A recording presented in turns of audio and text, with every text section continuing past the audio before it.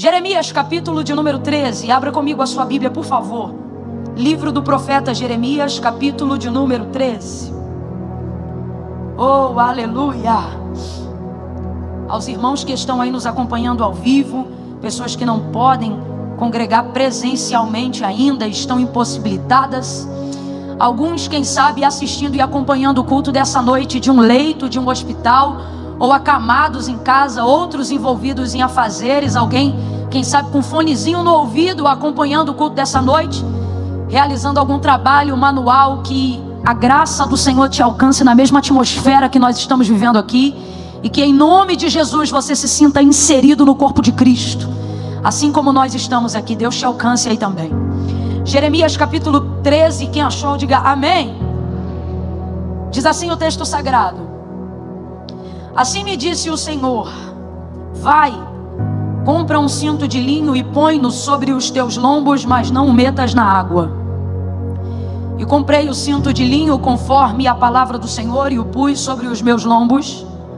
E então me veio a palavra do Senhor por segunda vez, diga comigo, igreja, segunda vez, dizendo: toma o cinto que compraste e que trazes sobre os teus lombos, e vai agora ao Eufrates e esconde-o ali na fenda de uma rocha. E eu fui e o escondi junto ao Eufrates, como o Senhor me havia ordenado. E ao fim de muitos dias, poucos dias ou muitos dias, igreja? Poucos ou muitos, igreja? Ao fim de muitos dias, disse-me o Senhor: vai ao Eufrates e toma o cinto que te ordenei que escondesses ali. Então eu fui ao Eufrates e cavei e tomei o cinto do lugar onde eu havia escondido, mas o cinto se tinha apodrecido e para nada mais prestava. Então me veio a palavra do Senhor, dizendo: assim diz o Senhor, do mesmo modo farei apodrecer o orgulho de Judá e o grande orgulho de Jerusalém. Somente até aqui você não diga amém. Hoje especialmente você vai dizer assim: misericórdia. Você falou até como se não dependesse dela todo dia. Eu quero que você se expresse na força de um clamor. Você só está aqui porque enquanto você dorme, a misericórdia do Senhor se renova. Você só está aqui porque são essas misericórdias que são a causa de não sermos consumidos. Então eu vou contar de 1 a 3 e você vai colocar mais efusão, mais fervor na sua voz. Vai se lembrar de todos os percalços da vida que você já atravessou. Vai começar a colocar a mão na consciência e lembrar das coisas que você cavou com a própria mão, errou com o próprio pé, falou que não devia, e se não fosse a misericórdia. Tá começando a lembrar, né? Aquele dia, aquele negócio. Deu nem tempo de fazer oração para viver o livramento, só deu tempo de falar misericórdia. Então é nessa perspectiva, enquanto essa nuvem de glória sobe, que aonde quer que você esteja aí agora, você vai dizer isso com muito fervor. Você vai dizer misericórdia. Vamos lá? É 1, é 2, é 3, diga! Mais uma vez, diga! Misericórdia. Misericórdia. Misericórdia. Se não fossem as misericórdias do Senhor. Apesar de Jeremias trazer em sua boca uma palavra de conserto muito forte, o profeta Jeremias, ele é um profeta que manifesta, ele anuncia o juízo de Deus para um povo que estava começando a entrar num cativeiro, mas não era da vontade de Deus que eles perpetuassem cativos. E infelizmente Israel agora vai viver o seu pior momento que se há registrado no texto sagrado, que é o cativeiro babilônico. E é o próprio Deus que vai permitir, como consequência, como punição, como um castigo, que respondia a um pecado que era como uma enfermidade insarável, incurável em Israel, que era o pecado da idolatria. Pastor Christian falou aqui sobre escola dominical, e uma das coisas que a gente cresce ouvindo na escola dominical é que para Deus não tem nem pecadinho nem pecadão. Pecado é pecado. Isso é verdade, mas para cada nível de pecado há um nível de consequência.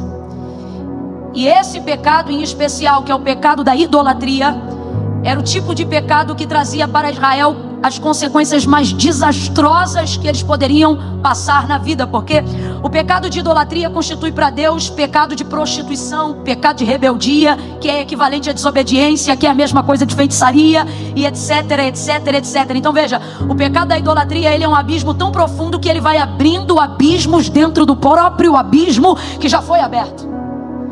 E Deus, quando libertou o seu povo de uma mente escrava, quando os tirou da terra do Egito, lhes constituiu a lei não para dominá-los, mas para que eles conseguissem sobreviver em sociedade. Porque uma sociedade, uma comunidade, seja de fé ou de qualquer outra coisa, ela precisa de regras para se manter harmônica. Se você quer viver numa comunidade e acreditar que toda expressão de liberdade é válida, em tempo muito rápido você vai descambrar para libertinagem, e o que hoje você acredita ser liberdade vai virar anarquia. E a anarquia, ela é leviana, ela é imoral, ela destrói o ambiente de quem vive no próprio ambiente. Então, quando o Senhor fez a imposição das leis para o seu povo, fez a fim de que eles conseguissem se manter com regras dentro de uma sociedade harmônica e estável. Para isto também constituiu-lhes uma adoração verdadeira e original.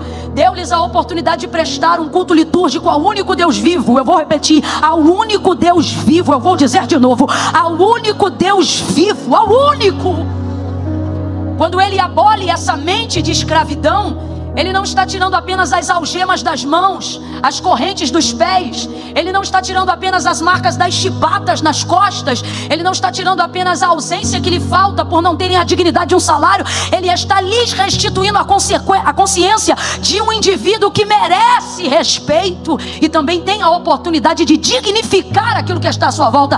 Então, para isso, ele entrega as leis e entrega também uma libertação mental, que é a consciência de que não há outro Deus como o nosso Deus, e de que os ídolos constituídos por mãos de homens não devem ser adorados, não porque Deus tenha necessidade de se autoafirmar como Deus. Quando Deus determina que Israel deve adorá-lo e institui entre as leis um mandamento que diz: adorarás o Senhor teu Deus com todo o teu coração, com toda a tua força, de toda a tua alma, com todo o teu entendimento, e somente a Ele servirá. Preste muita atenção, Deus não está fazendo isso porque quer ser autoafirmado como Deus diante de um povo que ele libertou. Deus não está pagando a confiança da libertação de Israel pedindo a sua adoração. Deus não está subornando Israel com a adoração. Deus está libertando a sua consciência de maneira tal tremenda para que eles tenham a consciência de uma verdade absoluta. Primeira, só há um Deus e um Senhor. Segunda, Ele é o único que deve ser adorado, não apenas porque liberta, mas porque Ele é o Senhor. Terceira, e essa é uma das que fundamentam uma das características principais do nosso Deus: por não ter necessidade de se autoafirmar como Deus, fica então provado que Ele não depende da nossa adoração para absolutamente nada. Com todo carinho e respeito que essa pessoa merece, só para me ajudar de forma didática a ela aprender, olhe para ela com carinho, com respeito, mas diga essa verdade, diga: Deus não precisa da sua adoração para nada. Eu vou ser mais específica, olhe de novo para essa pessoa e diga: Deus não tem expectativa da sua adoração.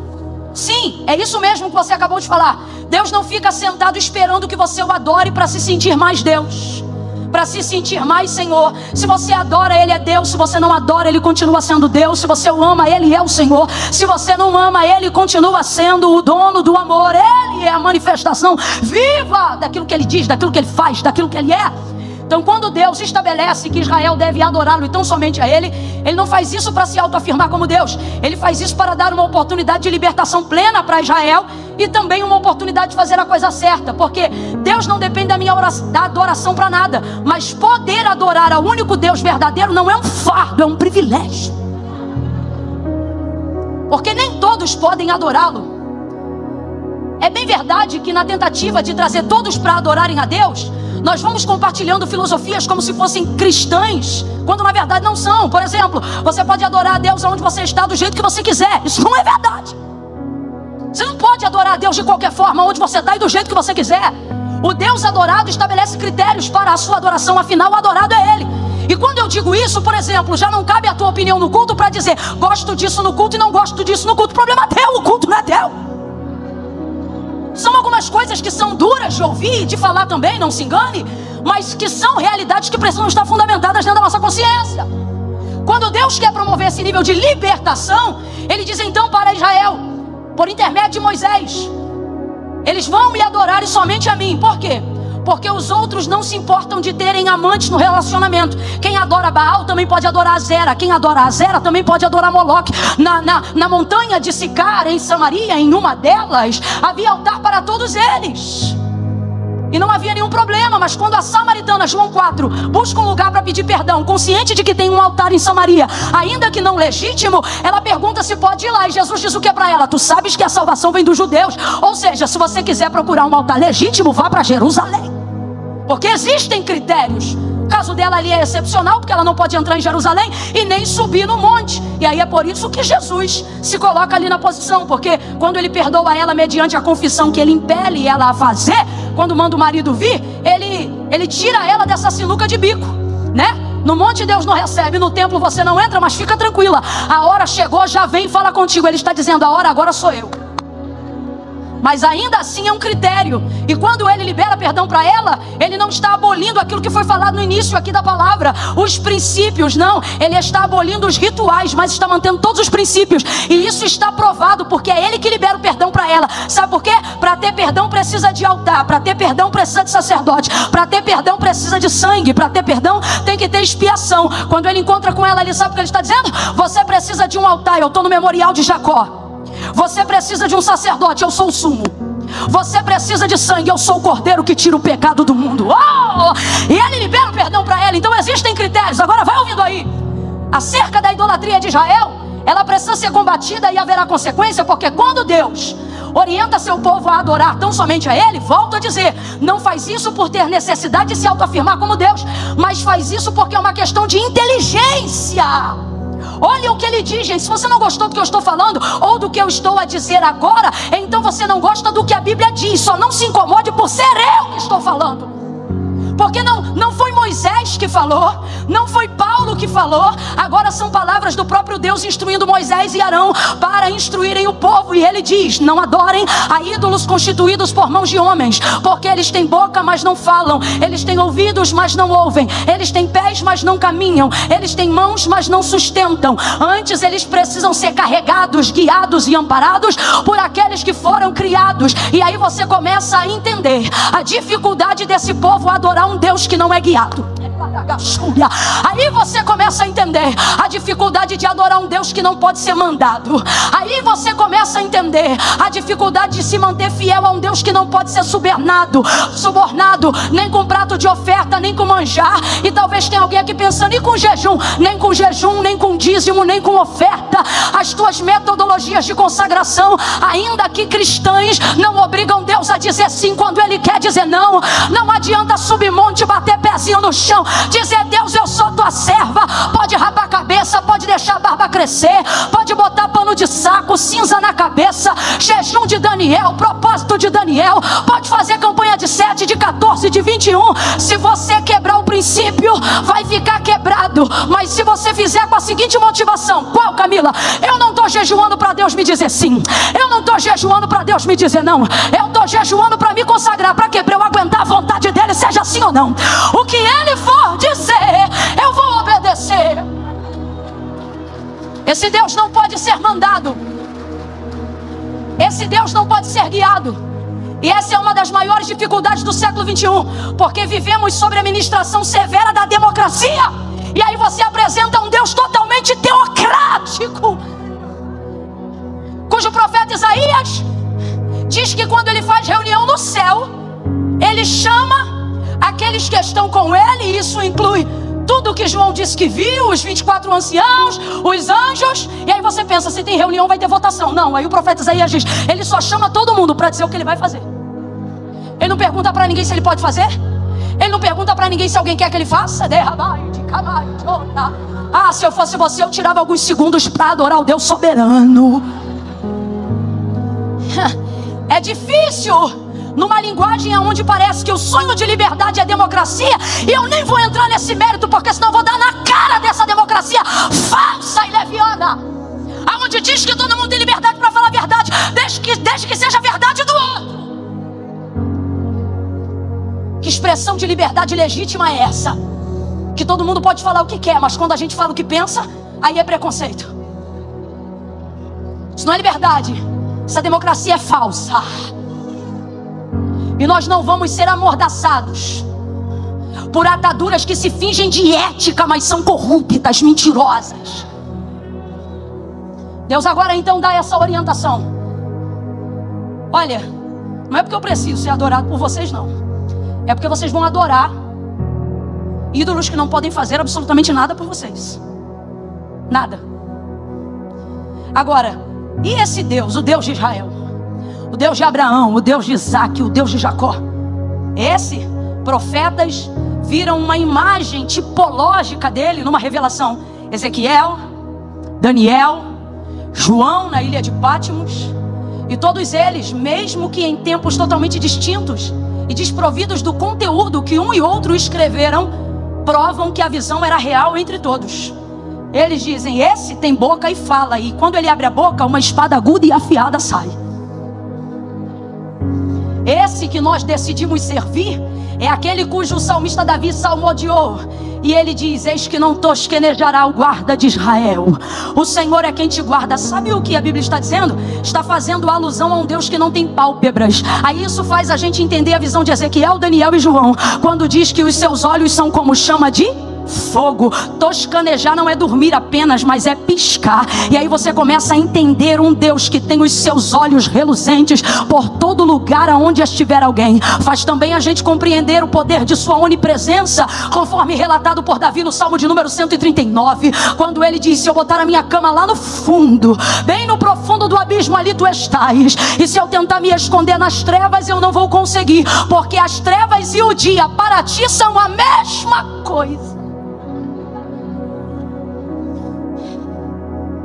E Israel vai cair no pecado da idolatria. Sabe por quê? Porque as outras nações têm um Deus para o outono, um Deus para o inverno, um Deus para o verão. As outras nações conseguem ter as suas petições atendidas, não obedecendo princípios, mas entregando ofertas. E isso vai se tornando muito mais fácil. Por quê? Porque é a visão de um Deus que pode ser manipulado, e não de um Deus que estabelece governo. E dentro de uma cultura brasileira não é difícil aplicar essa mensagem, não. Porque nós que viemos de uma outra doutrinação, historicamente falando, no Brasil, vamos entender isso. Não que eu concorde, ok? Eu não apoio nenhum nível de irreverência sobre a perspectiva de nenhuma fé. Porém, vocês vão entender o que eu quero dizer. Existem ídolos constituídos por mãos de homens que, segundo a cultura que nós fomos apresentados, do mesmo jeito que Israel vai tratar. Esses ídolos que se chegarão a eles, nós também tratamos do mesmo jeito. Eu conheço gente aqui, você também conhece gente. Se você não foi essa própria gente, ou se ainda não é, gente que tem ali o ídolo bonitinho, arrumadinho, fez o que você quer, acende uma velinha, fez o que você gostou, dá parabéns pra ele, coloca uma ofertinha. Agora não fez o que gostou, tranca ele na casinha. Quantas vezes eu vi minha falecida avó pegando um dos ídolos que tinha dentro da casa, e por ele não ter respondido uma oração, ela virava ele de cabeça para baixo. E eu dizia: avó, eu ia lá e consertava. Ela dizia: bota de cabeça para baixo, que tá de castigo. Tô falando mentira, gente? Já fui na casa de uma amiga uma vez, e ao abrir a geladeira, ao invés do ídolo estar num altar, estava dentro da geladeira. Eu disse: o que é isso? Não, ele está aí porque eu dei um prazo de X dias e não deu certo. Então ele está aí. Camila, o que isso tem a ver com a nossa fé? Tem tudo a ver. Quando você vê um Deus que você quer que ele diga sim e você diz não, aí tem um outro que chega para você e diz assim: se você me der tanto, eu te digo sim. Então se torna muito mais fácil adorar aquele que eu posso guiar e manipular. É por isso que em dado momento na vida de Jeremias, o Senhor lhe encaminha numa visão a casa do oleiro. E ele diz que enquanto ele desce, vê um vaso sendo formado e mexido pela mão do oleiro. E aí ele diz: eu via este vaso e de repente ele se deformava na mão do oleiro. E o oleiro que tipifica o Senhor, e o vaso que tipifica Israel, na visão de Jeremias o profeta, o Senhor diz assim: olha, Jeremias, o Senhor diz: olha, como esse vaso é na mão do oleiro, assim sois vós, ó casa de Israel, na minha mão. A primeira lição que fica é: vocês não me manipulam, vocês não me governam, vocês não me seguram, mas eu amasso, eu remonto, eu remoldo, eu abato, eu exalto, gostando ou não gostando. Deus é Senhor de todas as coisas. Aprovando o que Ele faz ou não faz, Ele vai continuar fazendo sem tomar conselho, porque Ele não depende da gente para nada. Se você não consegue imaginar a visão teocrática de Deus, você não está preparado para servi-lo. E se ninguém lhe disse isso, me perdoe, mas eu preciso dizer, porque tem gente adorando a própria consciência dentro de templos, achando que está adorando a Deus. John Piper falou sobre isso abertamente quando escreveu um dos seus livros, e é uma das frases que mais marca a minha trajetória de vida cristã. Eu acho que eu posso esquecer de muita coisa, de muito livro que eu já li, exceto a Bíblia, mas esse eu não vou esquecer. Ele diz assim, olha, ele escreve assim: se o Deus que você diz adorar nunca discorda de você em nada, é bem possível que você esteja adorando uma versão idealizada de si mesmo e esteja chamando ela de Deus.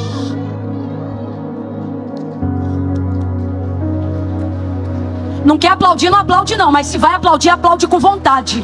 E mistura glória a Deus e aleluia. Olha para quem está do teu lado e diga: adorar a Deus é melhor do que adorar você. Não, você ficou sem graça, mas eu não vou levar essa batata quente para casa sozinha não. Olha para quem está do teu lado e diga: adorar a Deus é melhor do que adorar você. Agora olhe de novo e diga: adorar a Deus é melhor do que ser adorado por você.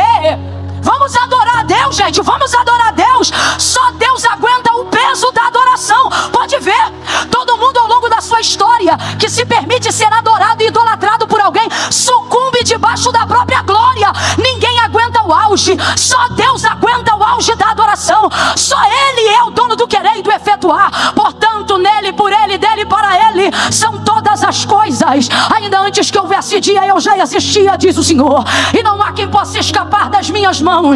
Operando eu, quem impedirá? Porque desde a antiguidade com o ouvido não se ouviu e nem com o olho se viu um Deus que trabalha para aqueles que nele esperam.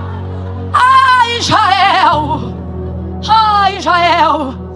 Não adore os ídolos constituídos por mãos de homens.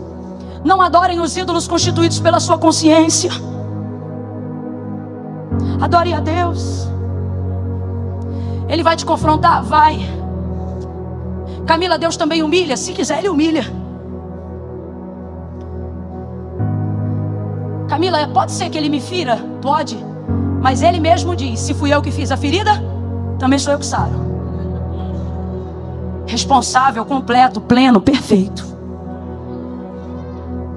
Israel, não faça isso. E aí Deus levanta o profeta Jeremias para ver se eles voltam ao arrependimento e param de inserir-se no pecado da idolatria. E Deus vai usando o profeta Jeremias com uma palavra de conserto muito forte, bem mais severa do que essa que eu estou falando aqui. Se você acha que hoje o caldo está grosso, você precisava saber o mocotó que Jeremias entregava. Eu vou lhe ser muito honesta, tem coisa que está aqui na Bíblia, no texto sagrado, que eu não tenho coragem de reproduzir aqui na tribuna.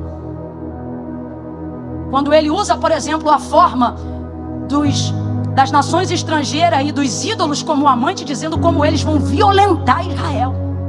Ele usa termos sexuais que eu não tenho coragem de reproduzir aqui, para falar sobre o nível de violência e abuso que Israel vai sofrer diante desses ídolos e diante da adoração dessas nações pagãs. E por que Deus coloca uma palavra como essa na boca de Jeremias? Essa palavra revela juízo e essa palavra manifesta um pouco de como Deus está irado. Porém, e se eu te disser que tudo isso que Deus está colocando na boca de Jeremias não é para falar do quão irado Deus está, mas é para revelar o quanto Deus os ama e está ainda disposto a perdoá-los. Há um provérbio de Salomão, e eu gosto muito dele, porque ele dá um norte muito bom para o tipo de amizade e de relação que a gente escolhe para seguir e caminhar do nosso lado. Ele diz assim, olha: fiéis são as feridas feitas pelo que ama. Vou repetir, ele diz: fiéis são as feridas feitas pelo que ama, mas os lábios de quem engana são doces, são beijos agradáveis. A pergunta do Espírito aqui hoje é: quer ser beijado falsamente ou ferido verdadeiramente? Isso fala sobre um amor um amor que não mente para você. Isso fala sobre um amor que não te engana. Você sabia que a única maneira do diabo ser servido aqui nessa terra, com todo tipo de imundícia ou de coisas que ele pode impelir um homem a fazer, por ele pelo império das trevas, para um diabo conseguir fazer isso, um demônio, seja lá o que for, você sabia que ele precisa cegar o entendimento dessa pessoa? Não precisa nem ser espiritual. Uma pessoa com a sua sanidade e faculdade mental sã e perfeita em dia, por voluntariedade própria, não se dispõe a servir o diabo. Você sabia disso? É por isso que a obra prioritária de Satanás aqui na terra, segundo a revelação de Jesus Cristo, é esta: que o príncipe deste século lhe cegou o entendimento, para que não cheguem ao conhecimento da verdade. Agora, o que diz acerca da obra de Jesus Cristo? Mas para isto se manifestou o Filho do Homem, para desfazer as obras do diabo. E como é que ele vai desfazer as obras do diabo? Chutando o despacho na esquina? Entrando em culto satânico e chutando a porta da frente? Não, ele não usa contra o diabo as mesmas armas que o diabo usa contra o homem. Ele vai na raiz do problema. Conhecereis a verdade, e a verdade vos libertará. Olha para quem está do teu lado aí agora. Eu estou sentindo a autoridade de Deus para liberar isso aqui. Cadeias estão sendo quebradas nesta noite de domingo. Camila, está parecendo culto de libertação, tá mesmo? Mas é culto de adoração, adoração ao Deus de Israel, que manifesta a sua glória e quebra os altares de mentira e de engano nessa noite. Vire-se para a pessoa que está ao seu lado e diga para ela agora, diga assim: Deus, diga, Deus só vai usar a verdade. Diga, você vai ouvir a verdade, vai dar de frente com a verdade, vai viver a verdade. Agora olhe para mim, e isto será o suficiente. Não tem maldição, não tem praga, não tem mandinga, não tem cruzar de dedo, não tem obra de macumbaria, não tem feitiço, não tem satanismo. Por quê? Porque a palavra de Deus é a verdade. E se você tiver a palavra, o diabo não cega mais o teu entendimento. Conhecereis a verdade, e a verdade vos libertará.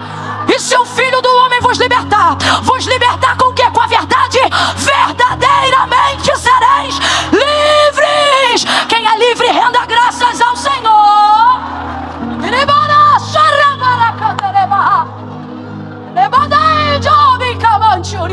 Você não precisa de uma simpatia gospel. Você não precisa de um profeta igual um chaveiro colado do teu lado 24 horas por dia. Você não precisa ver uma mensagem minha seguida atrás da outra do YouTube. Não precisa. Como é que você vai fazer quando não tiver internet? Como é que você vai fazer quando não tiver o amigo que queria do seu lado? Vai deixar de tomar decisões importantes hoje porque não conseguiu falar com o profeta que dirige a tua vida? Tu só precisa da palavra. Conhecereis a verdade, e a verdade vos... Isso será o suficiente. Porque se o Filho do Homem vos libertar, verdadeiramente sereis. Então veja, na imposição das leis e na boca de Jeremias, não está a destruição de Israel, está a sua liberdade. Mas as pessoas acham que a liberdade só está na permissividade. Somos tendenciosos a achar que a liberdade só mora no sim.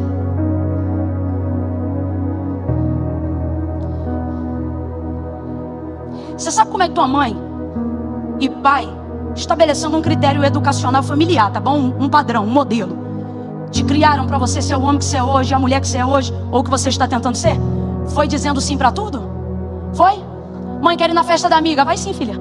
Eu já fiz gabinete com muita gente assim, você também já viu. Gente que só queria que os pais lhe dissessem não.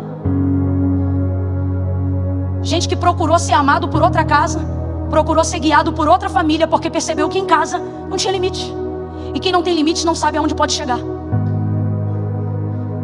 Para construir um caráter e um sistema educacional, não podemos dizer só sim, também devemos dizer não.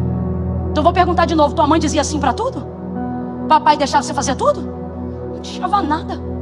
E quando a gente ainda dizia o outro fez. Aí mamãe dizia a frase nacional do Dia das Mães: Você não é todo mundo. Você é meu filho. Você é minha filha. Israel não está entendendo Deus dizendo: você é meu filho, você é minha filha. Então veja, nas leis não estão a prisão de Israel. Mas sabe o que Israel pensa? A prisão está ali. Por quê? Porque se você olhar a tábua dos mandamentos, é não de cima e embaixo. E a igreja tem medo de falar sobre os nãos de Deus. E é por isso que está falando dessa graça mentirosa, frajuta, fraca, frágil.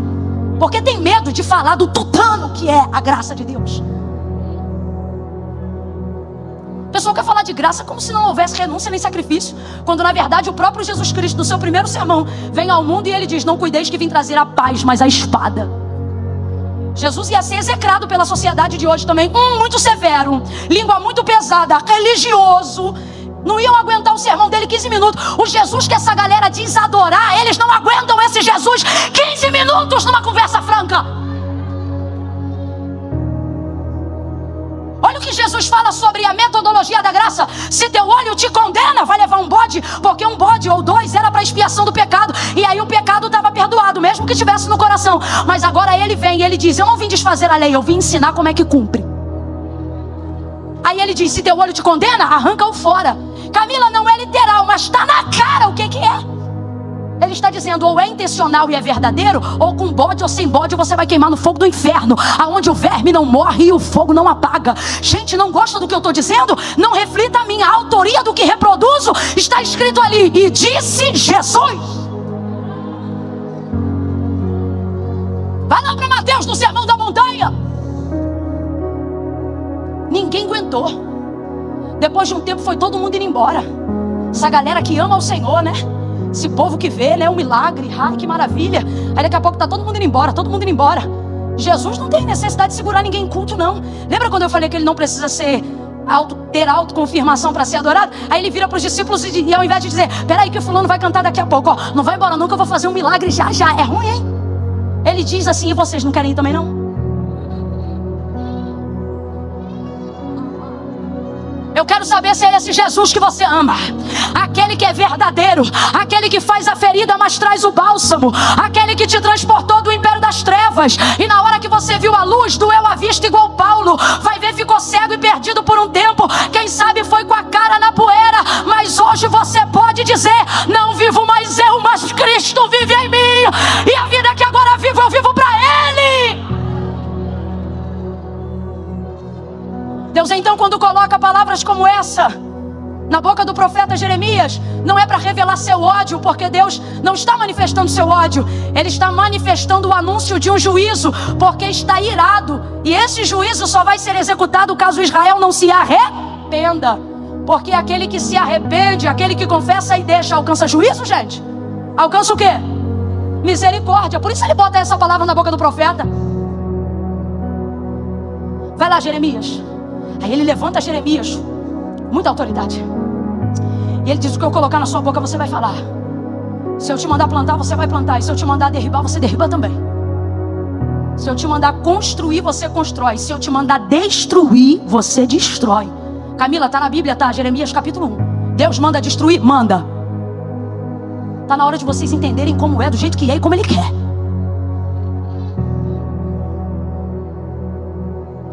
Está na hora de nós entendermos. Jeremias sai então e começa a cumprir o seu ofício profético.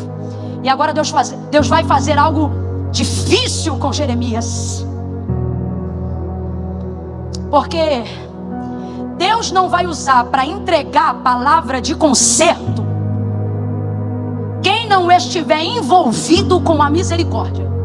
Por quê? Porque senão não promove conserto. Gente que só vem e arrebenta, mensagem que só aponta caminho do erro, mas não diz como acerta, não foi Deus que deu. Gente que só te aponta para falar o que você fez de errado, sem te dizer aonde está o caminho certo, não é mensageiro de Deus. O Deus que libera a palavra de conserto, o Deus que ainda por um momento manifeste a sua ira, é o mesmo Deus assentado no trono com disposição para manifestar misericórdia. Quando Deus decide apontar para conserto o erro de alguém, Ele jamais faz isso sem dar para este alguém uma oportunidade de acertar o caminho. E sabe como é que Ele vai fazer isso através da vida de Jeremias? Vai mover o coração de Jeremias com compaixão em prol desse povo. Por quê? Porque ele não quer um profeta que só traga a verdade absoluta na boca. Ele quer alguém que se comova com aquilo que Deus está dizendo que vai fazer. Jeremias é o tipo de profeta que tem casa, que tem endereço, que tem nome, que quando expõe alguém fica exposto também. Se um profeta é bom de te expor, mas não se expõe, quando te expõe, suspeite. Profeta de Deus sempre expõe alguém, dependendo do que Deus manda ele colocar. Mas é impossível expor alguém sem ficar exposto enquanto expõe. Deus agora vai colocar muita compaixão no coração de Jeremias, para que ele se envolva com a mensagem.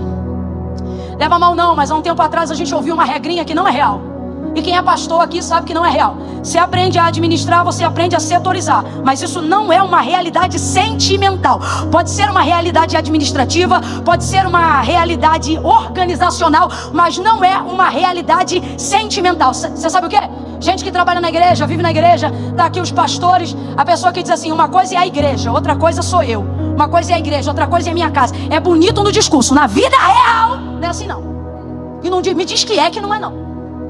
Quando dá ruim aqui, chega em casa e diz: aí deu ruim lá, e agora? Como é que vai ser? Ou você acha que fechou a porta de casa? Irmão, isso aqui não é trabalho secular não, isso aqui é vida. Você acha que Deus vai usar gente que não quer se envolver? Atos capítulo 3, primeiro milagre da igreja, revelados na pessoa de Pedro e João, depois da assunção de Jesus Cristo. Em Atos dos Apóstolos capítulo 1, Jesus sobe, os varões que são os anjos ficam na terra e dizem: varões galileus. Um deles olha para Pedro e diz: o que é que estás olhando para as alturas? Porventura não sabeis que o mesmo Cristo que viste subir entre as nuvens, daqui a pouco, por entre elas, de igual forma, voltará? O texto diz que eles saem dali e começam a orar. E eles não se desviam da igreja não. Ora, nona capítulo 3, na porta formosa, sobe Pedro e João. Tá indo para onde, Pedro? Para a igreja. E você, João, vá com ele. Orar o quê? Culto da tarde, ué. Vão subindo, coxo, na porta do templo chamada Formosa. Estende a mão, pedindo algo, porque ele era direito, uma vez que era deficiente, não podia entrar no templo e nem ter carteira assinada no trabalho. Para isso, uma lei mosaica que lhe respaldava. Ele não é um esmoleiro, como dizem. Ter se tornado um esmoleiro é apenas a forma de como nós tratamos a lei para não ter que cumpri-la. Está ele lá estendendo a mão. Eu acho sensacional, porque Pedro está cheio de poder, cheio de autoridade do alto. Ele ouviu na primeira pessoa Jesus dizendo: ide, curai os enfermos. Está com poder na vida ou não está ele? Fala, gente, está ou não está? Um homem que na primeira ministração arrebanha 3.000 de uma vez só. Ele está bem com Cristo ou não está? Bora, gente, responde. Está bem com Jesus ou não está? Está cheio de Deus ou não está? Diga, está transbordando. Podia ter olhado para o homem e dito apenas o que disse até o verso 6, se não me engano: não tenho prata nem ouro, mas o que tenho te dou. Em nome de Jesus Cristo Nazareno, levanta e anda. E aí a gente costuma pregar esse milagre dizendo assim: e o coxo levantou. Mas não é o que está escrito lá não. O que está escrito lá é isso aqui, ó. Pedro vira para ele, João está ali na concordância, e ele diz assim: não tenho prata nem ouro, mas o que tenho te dou. Em nome de Jesus Cristo, levanta e anda. Aí vem o verso seguinte que diz assim: e Pedro, tomando-o pela mão, o levantou. Você está entendendo o que eu quero dizer sobre Jeremias? Vou falar mais rasgado e todo mundo vai entender. É mole ostentar poder, liberar a palavra e virar as costas. Eu não vou ficar para ver o que vai acontecer. É mole levantar aqui, assim diz o Senhor, e depois sumir no mapa. E a gente não vê tua cara, não vê teu nome, não sabe de onde você é. Eu sou de uma época, dirigi consagração, trabalho de manhã 7 anos, onde a secretária sentava no primeiro banco, e quando um profeta profetizava, ela escrevia o que ele profetizava. Era assim o sistema. E quando cumpria, a gente chamava o profeta, honrava ele e dizia: está aqui tal profeta, tal dia profetizou assim, profetizou assado, está aqui a irmã que recebeu, ela disse que cumpriu, vem entregar a oferta para ele, está aqui o profeta abençoado, mora em tal. Respaldava o ministério do camarada. Agora acontecia o inverso também. Disse o quê? Falou, deu prazo? Deu. Falou em quantos dias? Em tal dia. Falou o que era? Falou. E aí, cadê ele? Aí lia lá na reunião da ata, ficava escrito naquele livrinho preto. A gente lia: e aí, o profeta tal, cumpriu? Não cumpriu. Sabe quando é que o camarada voltava de novo? Porque ele sabia que na casa tinha um livro.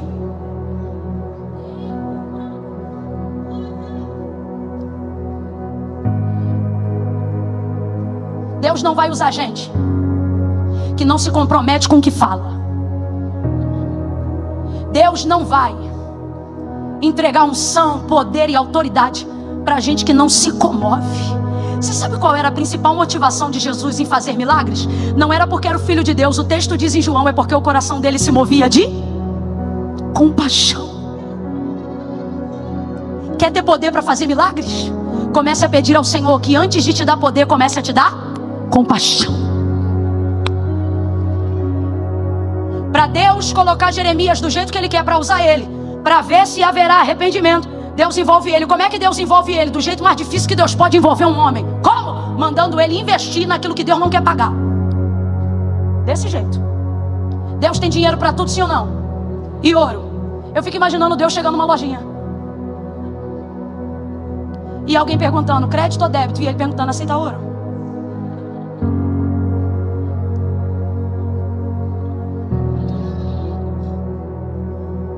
Eu fico imaginando alguém perguntando para Deus, e aí, vai ser no cartão? E ele diz, como você quiser, pode ser no cartão, pode ser em dólar, pode ser em euro, pode ser em libra, pode ser em real, pode ser no que você quiser. Ageu, minha é a prata, meu é o ouro. Do Senhor é a terra, a sua plenitude, o mundo e tudo que nele habita. Deus tem dinheiro para comprar tudo que manda Jeremias comprar, mas ele não compra nada. Ele diz, Jeremias, vai lá e compra. O tempo todo.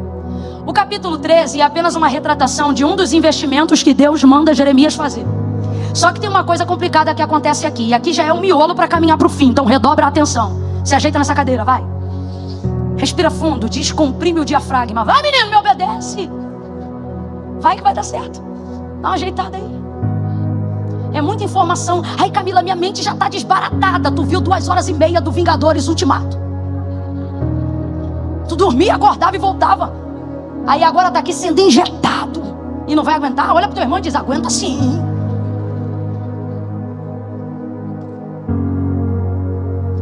Tudo que Deus manda Jeremias comprar, ou Deus permite quebrar, ou ele mesmo quebra, ou ele faz isso ali, esconde até apodrecer. Se já vai destruir, por que não me deixa usar o quebrado? Se vai apodrecer, por que não me deixa pegar um usado? Não. Tudo que Deus manda Jeremias investir é novo. Seja terreno, seja jarra, seja botija, seja vaso, seja cinto. Ao longo de todo o texto de Jeremias você vai ver a seguinte expressão. E disse Deus, vai e compra. Uma vez ele manda comprar uma botija, outra vez ele manda comprar uma jarra, outra vez ele manda comprar um vaso. Teve uma vez que Deus foi mais longe, mandou ele comprar a escritura de um terreno. Outra vez, como essa, Deus manda comprar um cinto. Tudo que Deus manda comprar é novo. Por quê? Porque Deus quer trazer uma lição. A tipologia de tudo que Jeremias compra tipifica Israel. Vamos lá. Ele compra o cinto, aí quando o cinto está na mão de Jeremias, Deus diz assim, esse cinto representa Israel. Deus manda comprar o vaso, aí quando o vaso está na mão de Jeremias, Deus diz assim, esse vaso representa Israel. Deus manda comprar uma botija, quando a botija está novinha na mão de Jeremias, Deus diz, essa botija representa Israel. Como? Nova, bonita, comprada, adquirida, perfeita, útil. Quem está começando a entender aí, diga glória a Deus. Agora, tudo que Deus manda Jeremias comprar, novo, perfeito, útil e adquirido, quando está na mão dele novinho, Deus diz assim, agora vai lá e quebra. Teve uma vez no caso da botija, que o Senhor disse, vai lá na porta dos anciãos agora da cidade e taca essa botija no chão. Que botija? Essa novinha que eu mandei você comprar. Dá uma vontade de dizer, Deus, por que o Senhor então não compra? Já que, porque Deus quer envolver Jeremias naquilo que ele sente. Ele, que eu digo, é Deus. Deus quer começar a colocar na mente de Jeremias, sabe o quê? Quando está na minha mão é assim, ó. Mas se distancia de mim, faz o que não deve e termina assim, ó. Quebrada, suja, poída, destruída, desorientada, arrebentada, apodrecida. Só que agora Jeremias está investindo dele. E quando ele investe o dele, ele também investe sentimento, não é só dinheiro.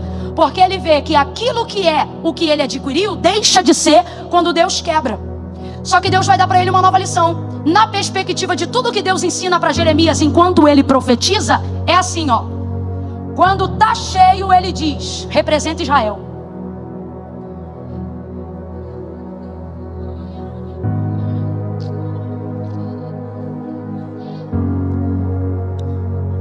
E quando esvazia, ele diz, ainda assim é Israel. Quando está de pé, é Israel. Quando está caído, é. Quando está inteiro, é Israel. Quando está quebrado, é. Deus está dizendo, veja uma coisa, Jeremias. Como ela está, não muda para mim quem ela, só muda como ela está. Aí Jeremias começa a entender Por que que mesmo não se arrependendo eu continuo dizendo? Profetiza. Aí Jeremias entende por que que mesmo errando eu continuo dizendo: anuncia a minha palavra.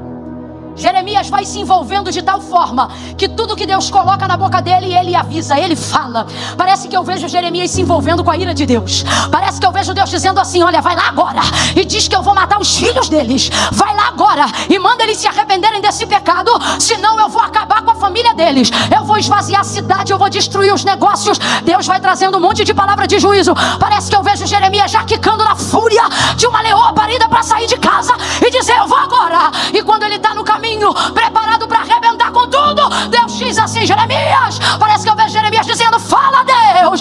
E Deus dizendo: vai lá. E ele diz: estou indo. E Deus dizendo: diga também. E ele diz: eu vou dizer. Diga: se o meu povo que se chama pelo meu nome se humilhar e orar e buscar a minha face e se arrepender dos seus maus caminhos, eu, o Senhor, ouvirei do céu, perdoarei.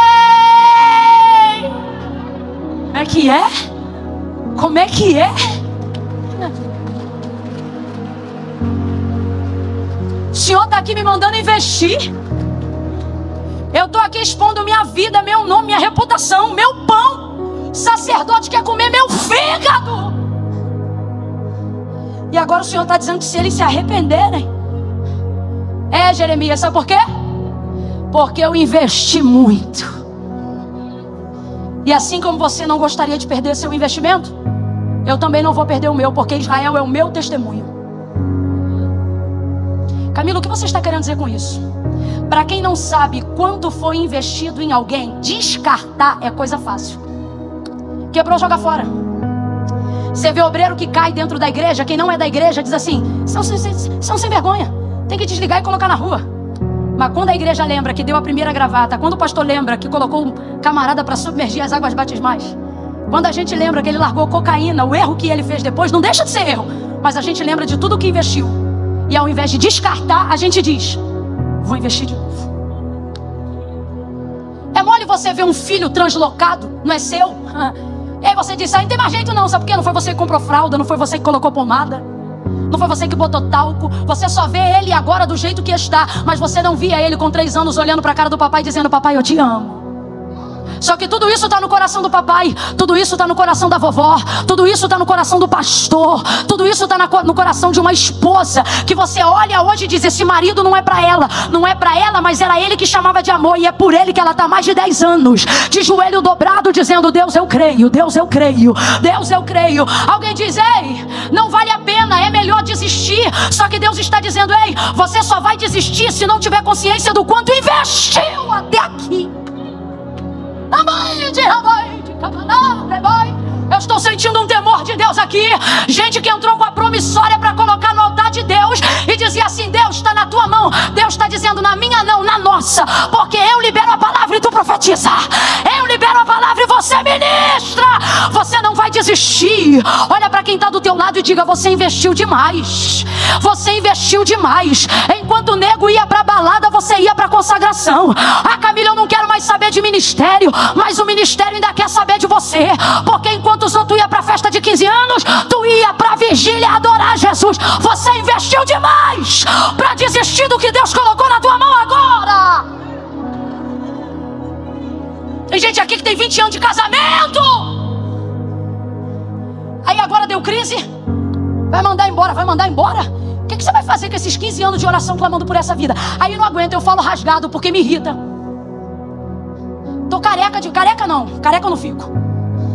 Tô cabeluda de ver mulher em círculo de oração, na igreja, fazendo campanha.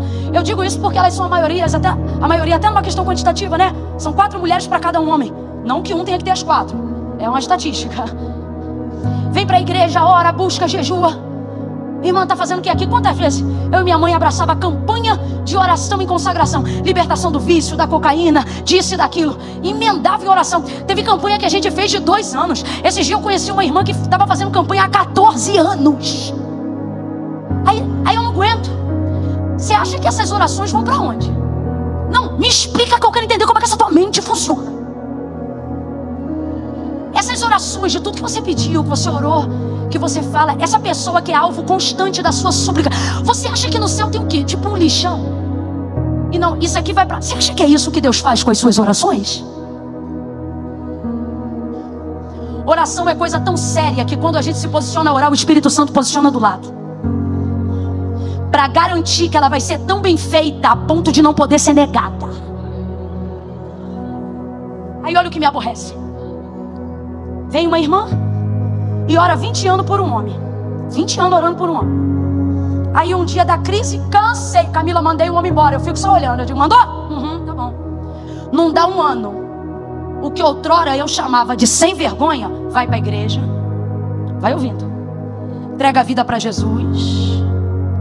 Aqui orava, fica translocada.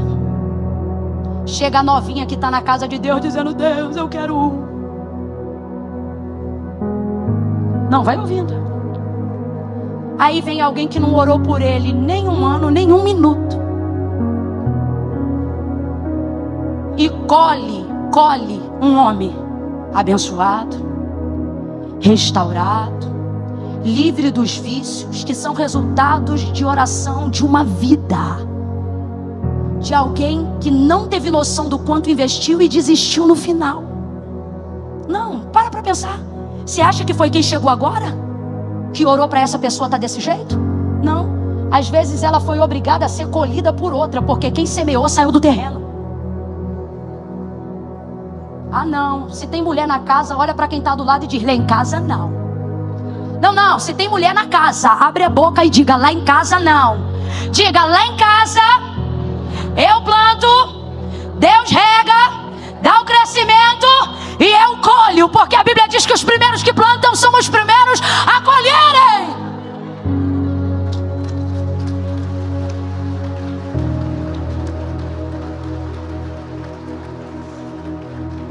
Numa dessas ocasiões, então Deus diz, Jeremias, vai lá e compra de novo, mais um, vai lá.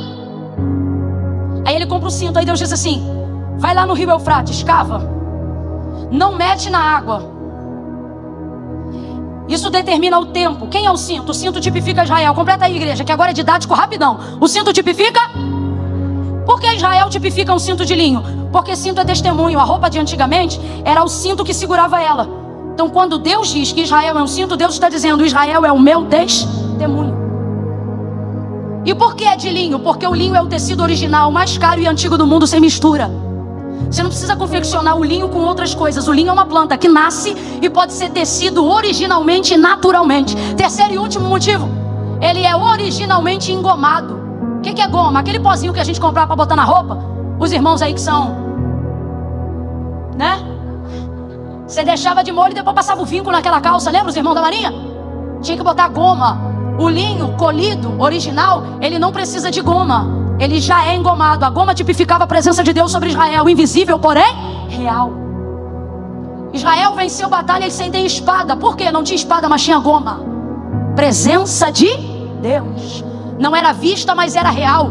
A coisa era tão séria acerca da presença de Deus sobre Israel, que quando Davi já era rei sobre todas as tribos e comandava o exército, ele não ousava sair à batalha sem saber se a presença de Deus ia adiante dele. Houve uma vez contra os amalequitas que ele disse, Senhor, eu devo ir à peleja contra eles? E o Senhor disse, deve, e eu vou contigo. E para que tu saibas que eu vou contigo, fica ligado, quando tu ouvires um barulho de marcha por entre a copa das amoreiras, é porque eu, o Senhor, já fui adiante de ti para dar vitória ao meu povo. Quando você chegava lá, a batalha já estava ganha. Cadê espada? Não tem. Cadê escudo? Não precisa. A presença de Deus já foi adiante do povo. Então por isso o Senhor diz, pega o cinto, mas não metas na água. Quem é água? As nações estrangeiras que querem o que Israel tem. Só que se Israel dá o que tem, ela perde quem ela é. Por quê? Porque ela não tem nada. Tudo que ela tem é Deus. A água é o diluidor natural do mundo. Botou na água, dissolve. Então olha o que ele está dizendo. Não dissolva. Por quê? Porque a água representa as nações estrangeiras. Aí passa um tempo. Diga comigo, passa um tempo. Diga de novo, passa um tempo. O cinto fica quieto e Jeremias vai pregando. O cinto está parado e Jeremias vai pregando. Se arrepende, se conserta, volta, desce. E o povo não se... Aí Deus diz, volta lá naquele cinto. Pega ele de novo. E veio para mim a palavra do Senhor por segunda vez. Sabe o que é isso? já há misericórdia. Mas olha o que Deus está fazendo. Deus está estendendo a misericórdia. Camila, eu não entendi. Vai entender. Isso aqui é misericórdia em cima de... Quando você vê a espada de Deus descendo a alguém, nunca se esqueça que antes disso acontecer, foi muita, não foi pouca não, muita misericórdia. Volta lá no cinto, pega ele. Aí agora Deus vai fazer, irmãos, algo que só Ele pode fazer. Ele diz: Jeremias, pega o cinto. Deixa eu ver se você está ligado. O cinto representa quem? Vem, gente, o cinto representa quem? Pega ele. Por quê? Porque ele não se arrepende. Vai lá no Eufrates, cava, enterra. E a palavra é essa: esconde. Qual é a palavra? Você pode esquecer de tudo que eu falei até agora, só não esqueça disso. A palavra é esconde.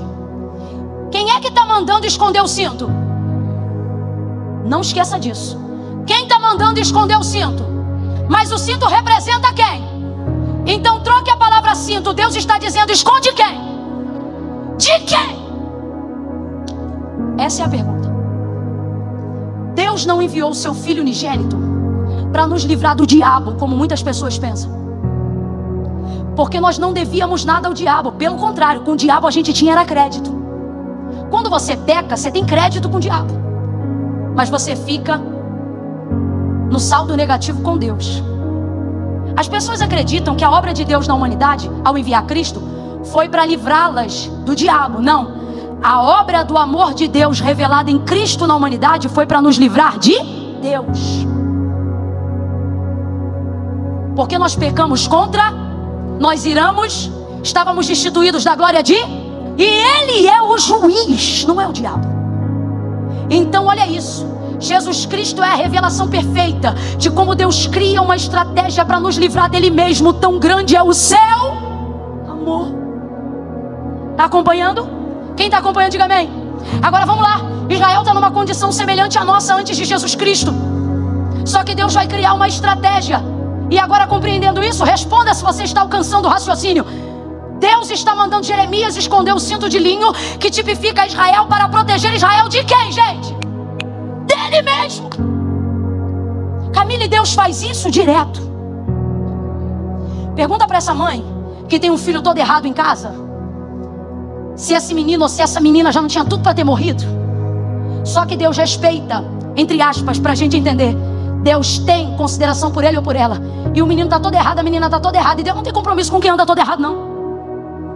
Só que aí tem alguém que está certo diante de Deus e dobra o joelho e diz assim: Deus, ele não vale nada mesmo não, mas eu estou aqui te clamando, eu estou aqui te buscando.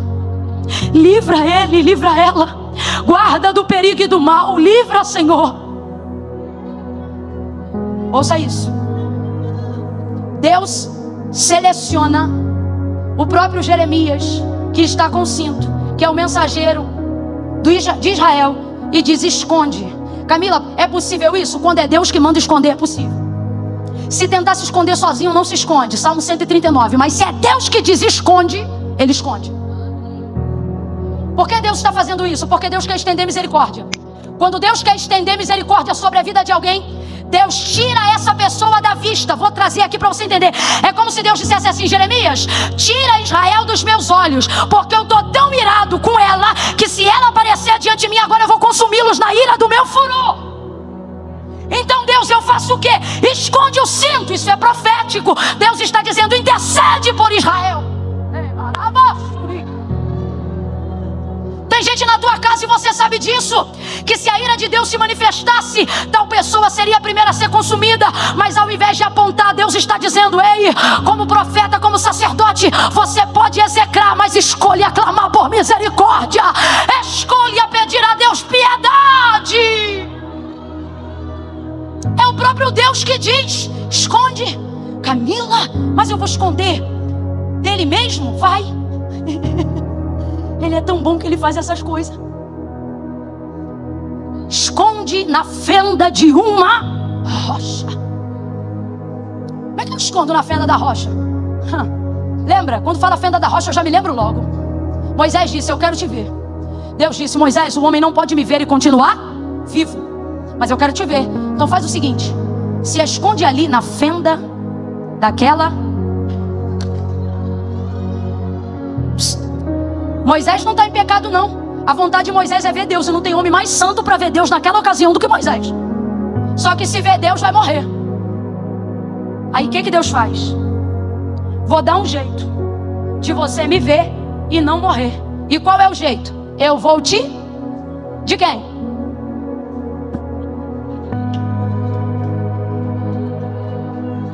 Entra Moisés na fenda. A cultura ocidental acredita que fenda é uma rachadura. Só que fenda em toda a Bíblia Sagrada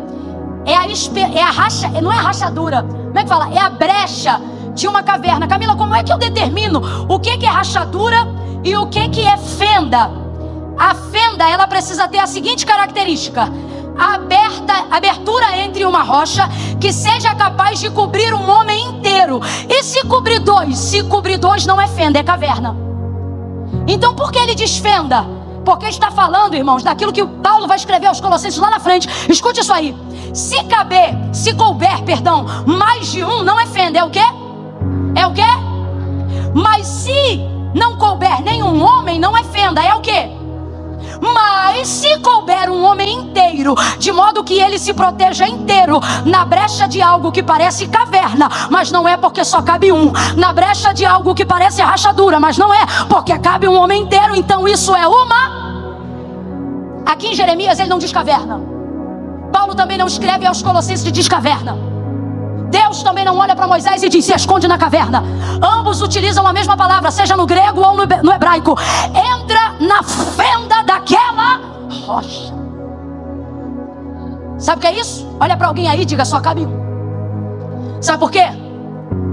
Perdão é individual, arrependimento é individual, e salvação é individual, e conserto também é individual. Deus está criando estratégias para nos livrar dele mesmo. A pergunta é: será que nós estamos nos adequando às rochas? Aí, Camila, que rocha é essa? Ô, gente, que rocha é essa? Paulo fala abertamente aos Colossenses. Ele diz: porque Cristo é a rocha, e todo homem que nela entrar. Então que rocha é essa? É uma rocha que tem uma fenda. Por quê? Porque no dia que ele foi crucificado, o véu do templo abriu de cima a baixo. Ele é a rocha fendida, ele é a pedra de esquina, ele é a viga que divide. Para quê? Disse Paulo: porque todo homem que entrar nela não verá a morte. O Senhor está dizendo: ei, eu sou a rocha, eu sou a rocha, e eu tenho o poder de te cobrir, tenho o poder de te perdoar, eu tenho o poder de te livrar, eu tenho o poder de te sarar. Olha para alguém aí agora e diga para esta pessoa: coloca o cinto. Não, tá fraco. Não, Camila, é que eu sou assim mesmo. Mas hoje você tem que estar mais pentecostal do que nunca. Olha para quem está do teu lado e diga: coloca o cinto. Olha aqui para mim. Não fala na boca, mas traz na mente agora. Qual é o nome do cinto? Não é o daqui. É o de lá da tua casa. Traz na mente, não precisa trazer na boca. Traz na mente aí agora. Qual é o cinto que não se converte, que não se arrepende? Os meninos do louvor podem subir aqui, os músicos. Qual é o cinto que você prega e não desce, que você ora e não muda? Traz na mente aí agora, na mente. Vamos lá, gente, na mente. Camila, eu estou aqui tentando trazer um nome na mente e não estou conseguindo. É porque eu sinto, então é você. Traz teu nome então aí, ou então diga: Deus, de acordo aí com o que tua serva está pregando, eu estou percebendo que o cinto sou eu. Porque se não tem um nome na tua mente, ou você é cinto ou você é o profeta. Se você é cinto, a rocha está aqui hoje e tem lugar nela para você. Agora, se você é o profeta, Deus está dizendo: não importa quanto você investiu, será ignorância desistir agora. Por quê? Porque dependendo do quanto a gente investe, por mais que a gente continue perdendo, se a gente abrir mão de tudo, a gente vai perder mais, porque investiu muito para perder agora. Tem um pastor lá no Rio de Janeiro, amigo meu, que ele comprou um terreno que custou R$1 milhão. Não, minto, o terreno custou 300 mil. Ouve isso aí, para construir a igreja. Aí ele foi tentando edificar, sapata, pererê, parará, é um prédio hoje. Só que ele descobriu, chamou lá um engenheiro, não sei como é que chama, que era uma região tipo de brejo. Resultado: tudo que cavava na sapata, tudo que fazia de alicerce, o terreno comia, tipo afundava. E ele injetava mais, e aí chegava um outro e dizia, ó, se botar tanto, ó, se fizer isso. E aí ele trocava os camaradas que davam novas estratégias. Por fim, aquilo que ele investiu era mais caro do que o terreno que ele pagou e do plano de obra que ele tinha para fazer. Teve um dia que ele se indignou. E aí o último engenheiro, extremamente honesto, falou para ele, ó, isso aqui você tinha que ter ido embora. Isso aqui te venderam errado. Isso aqui não vai dar nada não. Para dar alguma coisa aqui, tu vai ter que fazer um negócio aqui que só para começar, o dinheiro que você queria para acabar vai ficar enterrado aqui. Aí ele disse que foi para casa e passou um filme na cabeça dele. Olha o filme que passou na cabeça dele, a história da vida da igreja. As irmãs vendendo açaí, tapioca, fazendo ação entre amigos, cantina, feijoada no final de semana. Tinha uma que pegava a comissão da venda da loja de sapato e comprava tudo em sapato para poder fazer sorteio, vender e ganhar dinheiro para construir a igreja. Aí o pastor disse que ele não conseguia mais se desassociar daquele terreno, porque parece que ele via o açaí enterrado, as tapioca enterrada, a cantina enterrada, o investimento do esforço daqueles irmãos enterrados. E aí ele disse, Senhor, eu investi demais agora para ir embora, agora a igreja vai ser aqui. E hoje a igreja está lá. E rapaz, sabe o que aconteceu? De tanto botar coisa, por mais que a terra engolisse, o último engenheiro que foi lá falou que se ele quiser ele pode subir mais 4 andares. O que você tem que avaliar agora é o quanto você investiu. E isso vai determinar se vale a pena desistir ou não. Só que se Deus colocou essa mensagem na minha boca hoje, é porque você investiu demais para dizer que vai abrir mão agora. Jeremias tem um dia que ele vai ficar tão cansado de Israel não se arrepender e Deus continuar dizendo para ele, compra, compra, compra, que ele vai decretar a própria aposentadoria. Olha o que ele diz. E disse Jeremias ao Senhor, tu me iludiste, e iludido eu fiquei. Olha o que ele diz. Mas enquanto eu te dizia estas palavras, porque o que significam estas palavras? Eu não prego mais, eu não canto mais, eu não profetizo mais. Essas são as palavras dele. Mas ele diz, enquanto eu te dizia estas palavras, a tua palavra era em mim. E qual era a palavra que era nele? Aquela do capítulo 1 que dizia, não digas eu sou uma criança, porque o que eu colocar na tua boca tu dirás. Eu te conheci desde o ventre da tua mãe e as nações te dei por profeta. A palavra de Deus nele era maior do que as palavras que ele dizia sobre aquele momento. Ei, Deus está dizendo, esse momento te confronta, te cansa, te arrebenta. Só que Deus está dizendo, não é para você desistir, é só para você descansar. Porque você investiu muito e a palavra de Deus sobre você é maior do que a circunstância de agora.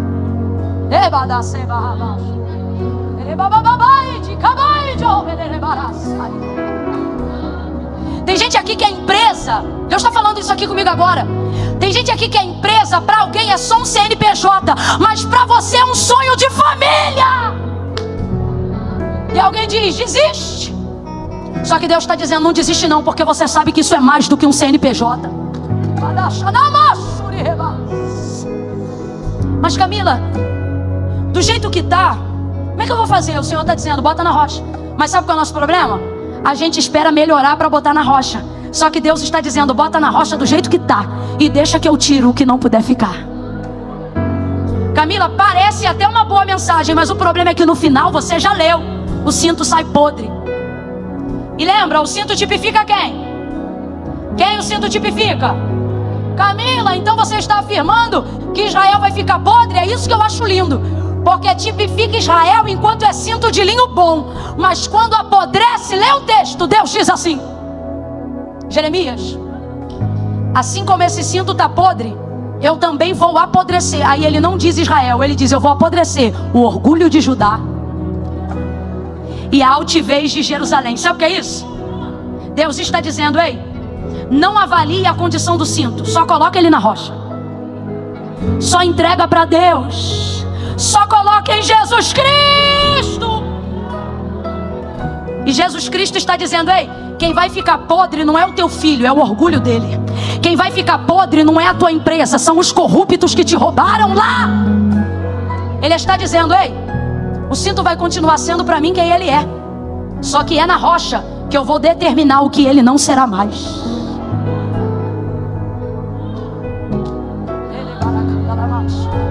Eu quero que você diga para uns 3, não precisa tocar, mas vai ter que dizer, bota na rocha, bota na rocha, Bota na rocha.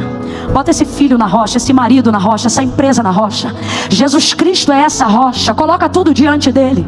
Oh, fica de pé quem tem um cinto para colocar na rocha.